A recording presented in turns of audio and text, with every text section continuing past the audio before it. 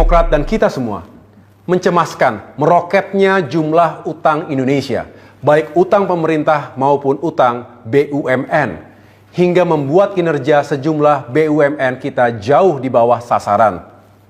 Kita harus menghentikan utang pemerintah dan utang BUMN yang terlalu besar. Banyak negara yang perekonomiannya jatuh dan mengalami krisis hebat karena jebakan utang. Pemerintah tidak bisa hanya berpikir ekonomi jangka pendek, apalagi tidak memikirkan konsekuensi jangka panjang. Kita harus belajar, banyak negara gagal akibat utang yang ugal-ugalan.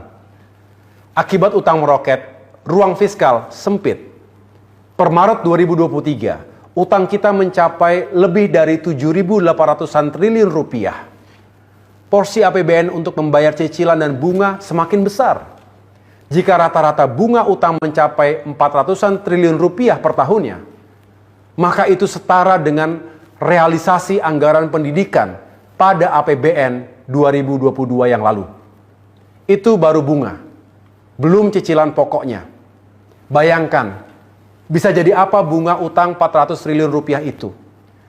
Jika biaya kuliah mahasiswa hingga lulus tingkat sarjana, baik pendidikan dan biaya hidup per orang mencapai 200 juta rupiah, maka kita bisa menguliahkan 2 juta orang pelajar ke kampus-kampus terbaik di Indonesia. Atau jika kita berikan bantuan modal, dana bergulir sebesar 50 juta rupiah untuk pengembangan 1 unit UMKM, maka akan ada 8 juta unit UMKM yang diberdayakan. Jika 1 unit UMKM menyerap 5 hingga 10 pekerja, maka tercipta 40 hingga 80 juta lapangan pekerjaan. Ilustrasi ini untuk memberikan gambaran konsekuensi yang harus kita tanggung bersama akibat utang yang kelewat besar. Pemerintah tidak boleh selalu berdalih bahwa dari sisi rasio utang terhadap PDB masih aman karena kurang dari 60%. Faktanya, kemampuan fiskal untuk membayar utang kita rendah dan membebani APBN kita.